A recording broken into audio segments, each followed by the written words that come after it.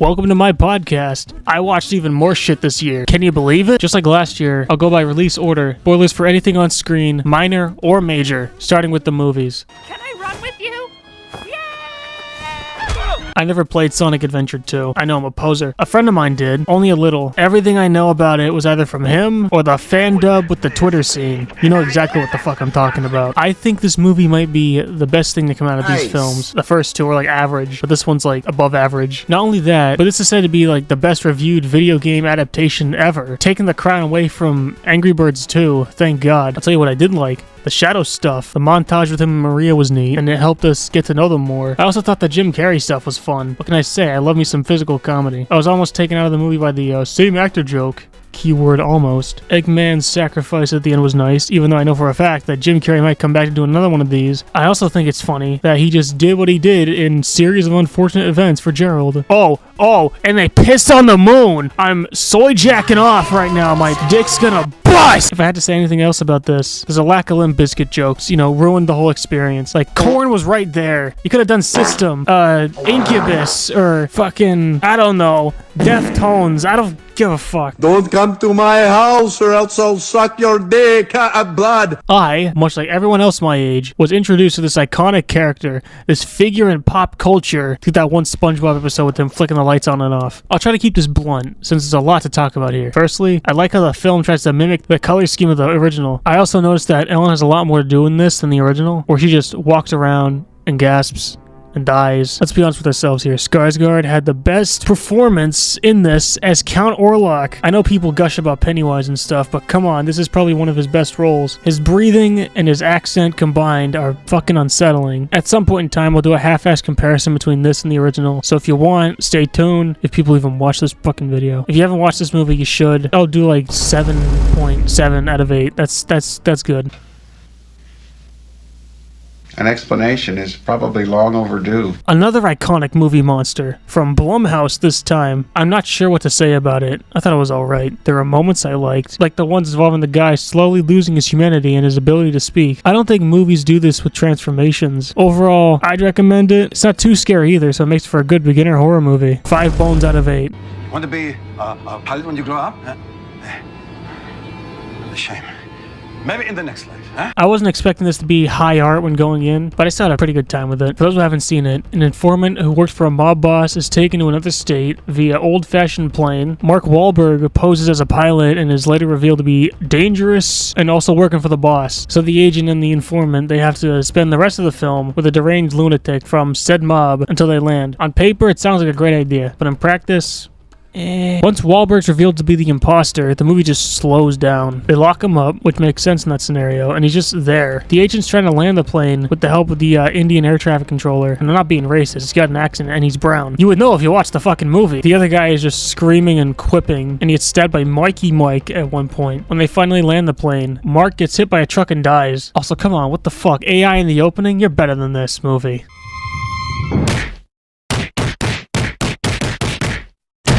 This is about a toy monkey that holds some power over life and death. Also, apparently it's a comedy? You'd think a movie about a killer toy monkey would be a damn good time. Unfortunately. No. A lot of the humor feels forced, and most of it breaks the tension of many scenes. It doesn't help that everyone in this movie is an asshole, and not in a fun Michael Bay, Rob Zombie type way. Everyone sounds very rude and snobby this entire film. Also, this is the worst mom I've seen on screen. And I've watched that episode of Breaking Bad with the skank and Stranger Things 3. I don't mind dark humor that doesn't just mean racism or let's make fun of the disabled, because there's more to dark humor than that, let's be honest. But this just doesn't cut it for me. I haven't read the short story, but I imagine it isn't easy to expand on the lore of this wind-up monkey. The main thing is that, to play its drum, when it finishes pounding on the drum on the final beat, someone dies. Simple enough, at least in the movie. In the story, apparently it's a symbol monkey, but Disney copyrighted the thing that's been around for years. Fuck you, Disney. When the monkey went full Whiplash Caravan on itself, after, the evil twin forced its hand down, and a bunch of people died right then and there, I thought, oh, things are really kicking into gear now. But no, nothing happens after that, except for the evil twin dying, and the good twin takes it to make sure it's never used again. Also, the good twin has a son, but he doesn't do much besides bitch and moan the whole movie. What was the point of staying distant if you're gonna have a kid anyway? Let alone a wife, let alone a son who's gonna be your male heir? Look at him. Overall, it's kind of mid. Great concept, not so great execution. I was hoping this was a movie that took itself too seriously, despite the silly premise, which in turn would make it a lot funnier than it is now. Not to mention, this is from the same guy that did Longlegs. Massive fumble. 3 bones out of 8. Fuck this movie. My plan for this movie was to watch it with my old man, because this feels like a movie I would watch with him. Instead, I sat on my ass, eating ramen, and watched it on Hulu. And I gotta say, it's not that bad. It's a decent movie. I like some of the set pieces. I like Batista's acting in this. I didn't see the werewolf twist coming, probably because I don't have the critic's brain to predict things that are subtle or weren't hinted at. Either way, I had fun with this. I would recommend it if you need something to watch with friends, or if you need some background noise. How do I even start with this? Looking at this under the microscope, there's a lot of cracks. The plot's bare bones. The characters aren't well fleshed out. And the CG, we don't talk about. The ending joke with Malgosha trying to stab Jack Black was pretty funny. Also, there was a subplot with the principal from the school. She's trying to get with the villager that strolls into the real world. That was kind of funny as well. He's also voiced by the guy who does Codsworth in the Fallout show. Still waiting for you to watch Fallout shit when it comes to the theater experience. This beats No Way Home and the Freddy movie by a mile. Everyone in the theater went crazy over Jack Black saying shit like Ender Pearl, the Nether, I am Steve, and of course the classic Chicken Jockey. There was also a Technoblade tribute. I feel like I have to mention that even if I don't give a fuck about Technoblade. I'm just glad we got to see this when we did, because holy shit, people went crazy for this fucking thing. There was also a theater that went wild for Chicken Jockey and brought an actual chicken to the screening. How did they sneak that in there? A friend of mine went and saw this movie again, and when Jack Black said water bucket release, someone threw a water balloon at him. This movie might have been less than mid, maybe a 3 to 4 out of 10, but the cinema experience made it more than it was supposed to be. 10 out of 10 would chicken my jockey again to Ender Pearls. I don't know. Could I come in? No? Please? No. I don't care what those people say. This movie's good. I mean, objectively it is. Look at the ratings it's got. I like that it's a period piece. The Depression era is a period in time. It works. I like that the blues are a part of the story. I like the scene with the different cultures showing up in spirit, even if they don't sync up perfectly to the blues song the guy's singing. I also like the vampires. They add to an already good story about race and culture and all that shit that makes people jump up and down with joy. We finally made vampires scary again, and I'm all giddy about that. Michael B. Jordan does a great job playing the twins. Haley Steinfeld was good in this too. I had to mention her because you can see her getting fucked in one of the scenes. It's sorry, Miles. Do watch this. I'm not suggesting anymore. Watch it for the vampires. 7 bones out of 8. Prey was good. What, you want more? This movie is an anthology, but it's animated. Holy shit. There are basically 4 stories that happen throughout the movie. First one is about a Viking lady getting revenge on a guy who killed her father, but there's a predator there. Another is about a ninja claiming victory over his samurai brother, but there's a predator there. Third one is a Spanish boy fighting in World War II against the French, but there's a predator there. The last one is all of them fighting together to escape the Yautja planet. You'll never guess what's there. The animation is phenomenal, firstly. It's clearly mimicking that living painting style Spider-Verse and Arcane popularized, and now everyone's doing it, but that's okay because the style goes hard. I like the lack of Japan. I like the lack of dialogue during the Japan segment. I also like how all the predators have unique designs. I think the military boy is too quippy, but it's only him, so it's fine. Give it a watch, I'd say. We need more adult 3D animated movies like this. Otherwise, Sausage Party would be the only other one that exists, and as far as I'm aware, my opinion has changed on that movie. Anyways, this movie I'm talking about is good. 7 bones out of 8. Gus, I'm a grenade. This movie was okay. The trailers had me thinking that the father and son were going to be lost and had to make their way back to the settlement, and that was going to be the whole movie. In reality, it's a soul-searching movie about a mother with cancer. Never thought I'd get that in my zombie movie. When the kid asked if it could be cured, I imagined that meme with the guy putting his hand on the friend's shoulder. That's fucked up, holy shit. Also, there isn't just one type of zombie running around, which is a bit refreshing. We got big fat slobs crawling around, lady zombies, and Big Dick Randy. Oh, I'm sorry, I mean alphas. And by the way, that baby's going to grow up and kill the settlement. I can smell it from a mile away. Not great, but not bad either. 4 bones out of 8, I guess. Little bitch, she stole my moves. They terminated my Megan. I don't know what to tell you. Yeah, like Terminator, the sequel leans heavily into action thriller with Megan Mathregan, whatever the fuck you want to call her, trying to stop a foreign tech giant from taking over Data. Our Data. great, and much like a spy action thriller, it's got twists, albeit not very good ones. I didn't like the fact that the boyfriend was the villain all along, not because it was obvious, but because it just came out of nowhere, without any subtle hints along the way. There was a scene where they hid in a bunker underneath the house, where Mathregan, built from scrap, wanted to keep everyone there as long as possible. I think this is a movie that should have been made instead, almost like a Cloverfield Lane kind of thing. Yeah, there isn't much to say about this one. It made me think Megan was more like Am rather than Superman. I don't know where Blum got that comparison. Oh, speaking of which. What was that? Yeah, take that, you jerk. That was a minor inconvenience. Yeah, well, that's the idea. Slowed you down, I'll say. I didn't have many critical thoughts of this movie, since I enjoyed it for the most part. Superman was the punk rocker he's supposed to be, and not some aura farming cracker. Lex Luthor wasn't a complete joke, and holy shit, that's the guy from Nosferatu. There's a moment where Lois Lane interviews Superman, which could have been a cut and dry moment glazing the guy, but they chose to acknowledge that doing things like helping other countries with their conflicts, despite being mostly an American hero, is kind of problematic. This is one of my favorite moments of the movie, with another being the interrogation scene with Lex. If I had to be critical for a moment, some of the comedy feels, I don't know, Marvel-y, if that makes sense. If you've seen the movie, you know what I mean. And yeah, I know James Gunn did Guardians and Suicide Squad, and that humor worked there. But after a while, this kind of joke telling, it gets stale, you know? Then I remembered he wrote Scooby-Doo, and so I asked myself, why am I complaining? Yo, the biatch was like, what? And I was like, later on. Also, something, Israel, Palestine, Russia, Ukraine, India versus Pakistan. Yeah, this was a fun movie. I'd recommend it to any other punk rocker. I say that because of the song, and because we live in a cynical... I'm not finishing that fucking sentence.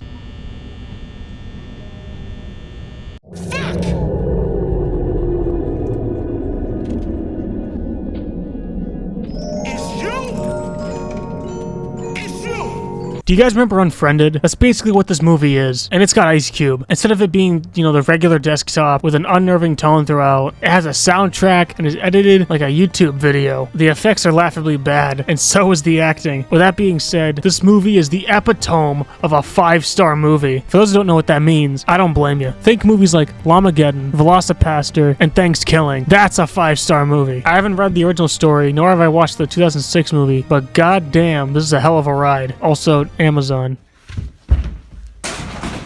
Yeah, I watched it, and I don't really get the hype. Don't get me wrong, it's not a bad movie. I just didn't understand why people went nuts over it. It tells its story in segments, which I think is fun. Almost like Wonder. I only watched like half of that movie years ago, so I might not be completely accurate. Also, this movie feels like a much more simplified version of Longlegs, except the devil isn't here. The lady from Wolfman's here, and wait, she's in First Steps, isn't she? Damn, she's moving up in the world. Good for her. Aunt Gladys is the movie's monster, sort of like a witch. It took me some time to take her seriously because she kind of looks like the babysitter from fucking Cat in the Hat, and the way these characters run when they're possessed makes me think she was a theater kid before she was a witch. Now, not even a theater kid, but one of those people who wanted to raid Area 51. Remember that? That's fucking 7 years ago soon. In the end, it's a well-made movie, and if I had to, I'd probably watch it again. 6 bones out of 8. Who's a good boy?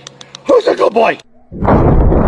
I saw ads for this on Reels, and I didn't think much of it. Then I watched it in theaters. Sure was something. I like the dog in this. I like the idea of a movie being, about how it perceives death. I like that the dog doesn't die at the end. Spoilers. There is one thing that bugs me, though.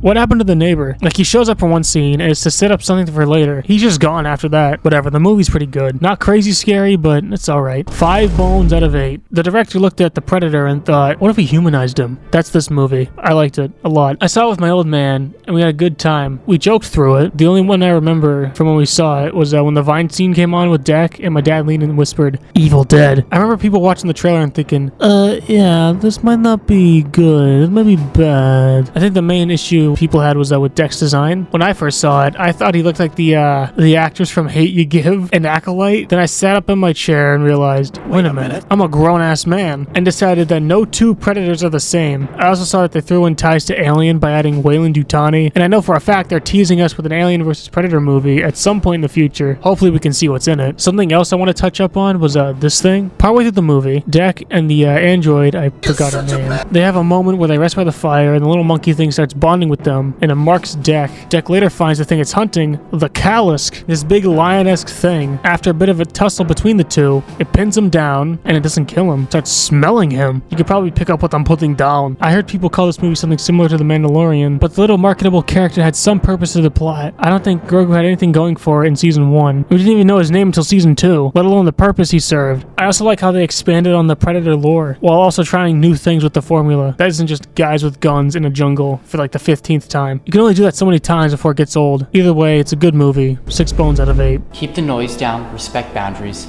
Don't eat his Cheese with crackers. His cheese and crackers. Wow. This movie had some good moments and some fumbles. For starters, I think they dropped the ball with the Wizards, and that's a damn shame because they look creepy as fuck and would have made for good horror moments. But they were there for like, what, about 5 minutes? No, scratch that. A minute and a half. Same thing with Henry. He's got one scene and some post-credit stuff. I thought he would have had a bigger role with how much they hyped the actor up because, you know, there's a Scream reunion going back to the animatronics. The toys don't really do much, did they? Sure, Megan Fox killed the guy from Space Jam. Mangle chewed up a guy and crashed a car, but that's it. They weren't much of a threat. Also, if you were to tell 8-year-old me that Megan Fox from Transformers was gonna be Chica in this, I wouldn't know what the fuck you were talking about. I would have looked at you like, what's a Five Nights at Freddy's? What's a toy Chica? What was Charlie's end goal? To kill the parents? And then what? If it really was a kid lashing out, I feel like they go after everyone regardless. Also, since they've shown that the kid was an outcast, it would make sense. Michael Afton is a bum. That's all I gotta say about him. Okay, things I liked. Opening scene was suspenseful. I liked that. The puppet was on some Exorcist shit. I thought that was dope. I don't know how that works, but you know, who cares? There were actual horror moments, and I did jump at a few of them.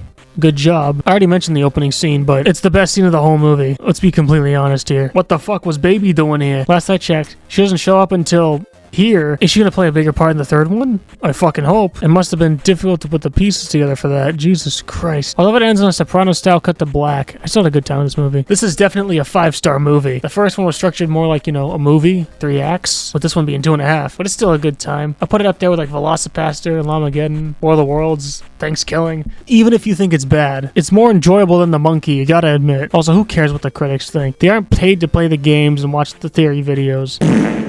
That's all the movie's done. I also watched TV. A friend of mine wanted me to watch this because, you know, the DCU is starting up again. And I thought it was good. It's not perfect, but it's still a good time. Gotta love to see Clayface in something. Can't wait for that horror movie to come out, and it better be scary. There are a few things I want to bring up here. 1, G.I. Joe Bot. What the internet has done to this guy. Oh my god. You know that one Wojak meme of the guy shouting out his favorite character or something? Yeah, that's what happened. If anything, the robot's fucking delusional, in which to anyone that doesn't know, it would probably shoot you, too. I like that each episode integrates a backstory for each of the members without, you know, the episodes feeling bloated. 3, the night quoting Scary Movie was only funny the one time it happened. 4, King Shark is here and I'm glad he's still around. Overall, I thought it was a good watch. It didn't overstay its welcome. I don't know why we got this. I'm not complaining though because it's not that bad. It's nice to see these guys back before their prime. Everyone here pretty much looks identical to the original actors. Harry Morgan's actor looks like Liam Neeson though. If there's anything I have to say, it's this. Why did the police chief kidnap these kids just to cut their fingers off and kill them? Because his wife left him? He was gonna do this to his own kid. What the fuck? What a petty bitch. You could take it out on her,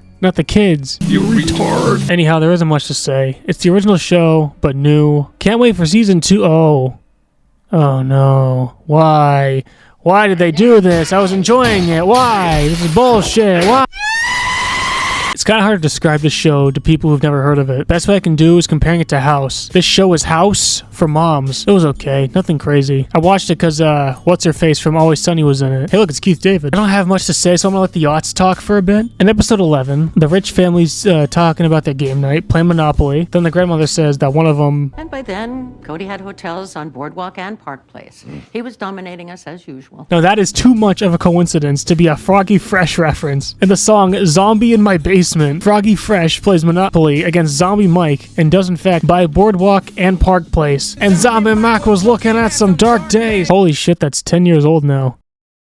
Zombie Mike was about to lose, so then he wrecked the board. Also, there's a guy in the 10th episode dressed as Edwin, and there's a guy in the last episode named David, who is essentially the Riddler. They're gonna hide trophies. She's gonna find them all. Anyway, moving on. Might save season 2 for next year. Are you From what I watched, most episodes this season were Mark fights a guy, goes to Amber for comfort, fights with Cecil, argues with Oliver, rinse and repeat, The final 2 episodes. Oh yeah, Alan breaks Omni-Man out of prison, but that plotline doesn't have much impact on the whole season. From what I gather, Anissa is still praying into Mark to get him to take control of Earth, which we know he isn't going to do, based on what I've heard, because I haven't read the comics yet. Apparently she expresses herself around him at some point. And by that I mean she spears him. I wonder if they're going to do that next season. If they have the balls to do that without joking about it. There are only 3 episodes that are worth mentioning this season. The first one with Powerplex, the guy with whose sister, cousin, whatever, was killed in the climax of the first season. He blames Invincible for letting this happen, which would sound like ass, but it makes sense. There are people like this in real life who are so selfish and so stubborn, they pin the blame onto someone else instead of, properly grieving or going through shit themselves. It does cost him everything, and he gets locked up in the end. Episode 7 sees the return of... Wait a minute. He's a dimension-hopping guy. He wants to help people. And then you know what happens if you watched it. Instead, he's just beaten to death after dimension hopping.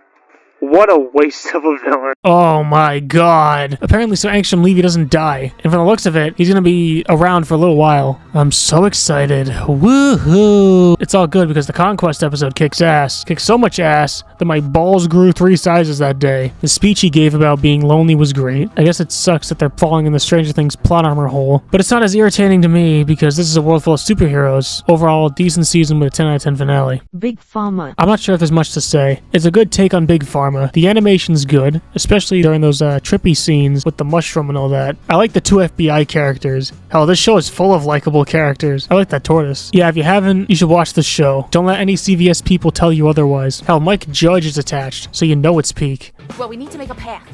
So start digging. Come on, get up, get up, get up. Got something to wear that's good.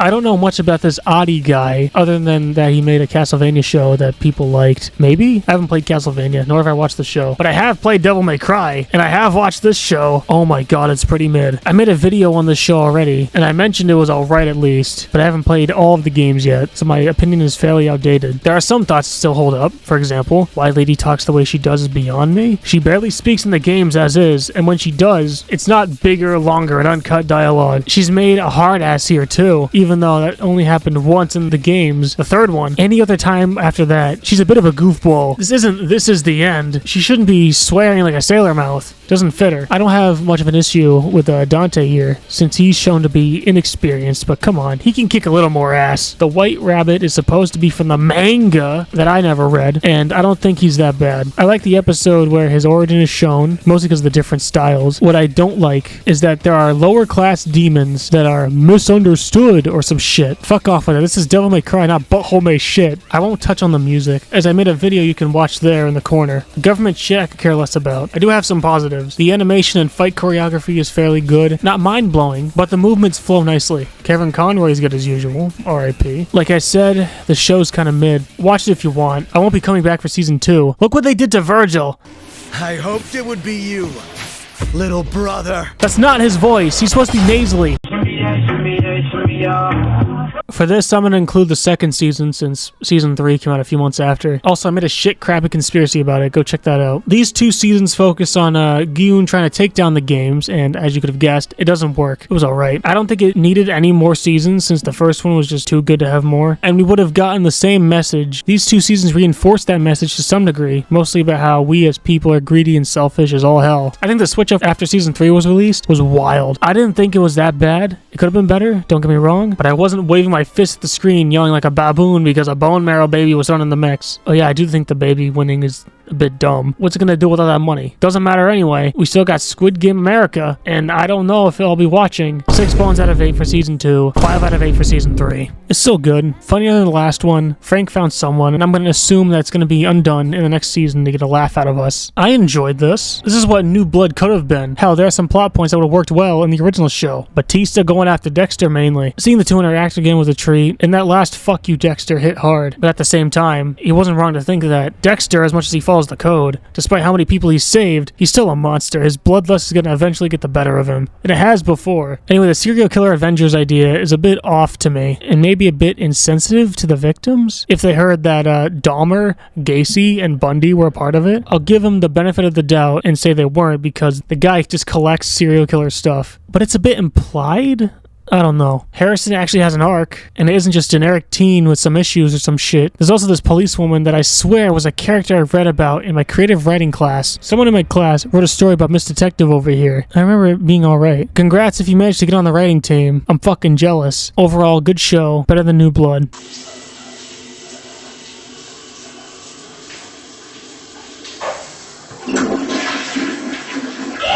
Elephant in the room? Should I address? Who put Ice Age in my Alien series? Not even the first one, but fucking Continental Drift out of all of them. I haven't heard Face Your Furry What since I was like 10 or so. I can legally drink now. There's a lot to say about this. I'll do my best to sum it up. I like that the xenomorph isn't the only threat here. There are more alien species shown, but they don't really do much, do they? Which is a bummer. Except for the eye thing, that's a standout. Side note, the crew of that ship deserved what came to them. Especially the lab lady. Don't you remember science class? No food and drink near the experiments. Fucking dumbass. The first 2 or 3 episodes are fairly good, but after the aliens were taken to Neverland, the show slowed to a halt. There's also a lot of Peter Pan theming in the show, with the kids never growing old because they're in synthetic bodies, which is a bad idea from the start, because no kid should have all that power. Another thing I want to bring up is Wendy's connection to the Xeno. If she could do that, couldn't the others do that too? What's stopping them? The writers? It totally wouldn't cause any trouble at all. Also, is it just me, or when Wendy talked with the Xeno, it felt sensual? It felt weird. I know it's a creepy fucking thought because the robots are kids, but I feel like you should blame the people who made the thing and not me. Or blame me. I don't fucking care anymore. That last episode was rough. It felt like more of an opening for the next season instead of a season finale. Usually finales are supposed to wrap things up neatly and not confuse the audience. If they know Wendy can manipulate the technology, why'd they lock her up with the others like normal? Why didn't they just break Wendy? Why couldn't the other kids fuck with the tech? Why do we need a time skip when it wasn't needed? How'd they catch the xenomorph? Why was Bori Wonder waiting to converse with the eye thing until now? How the fuck is Ice Age 4 relevant to all of this? I guess we'll never know until season 2 comes out. If it isn't better, I'm crashing out because there was a lot of potential here that was wasted on bullshit. 3.5 bones out of 8. Fuck you.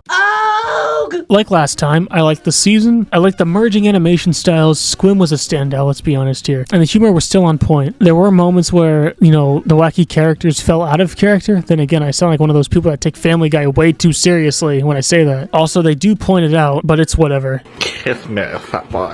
If on the off chance you watched my Stranger Things vid when season 4 came out, which I doubt you did, but whatever, I mentioned some issues that I hope to have been resolved in the final season. Welcome to Derry Knocks Us Out of the Park. I mentioned in that video that I wanted the show to kill off the main cast. Bam! First episode ends that way. I also mentioned that the threat should mess with our psychic friend. Pennywise messes with Halloran. I also asked for no seasonal sacrifice, and I guess you could argue Rich was, but he wasn't just fodder for the sake of fodder, and he actually contributed to the plot. Lastly, I mentioned the environment change, and the finale has Derry covered in fog. Put up that fucking came for copper, found gold shit. That's what happened here. I like the connections to other Stephen King stories like The Shining, Shawshank, The Mist, maybe?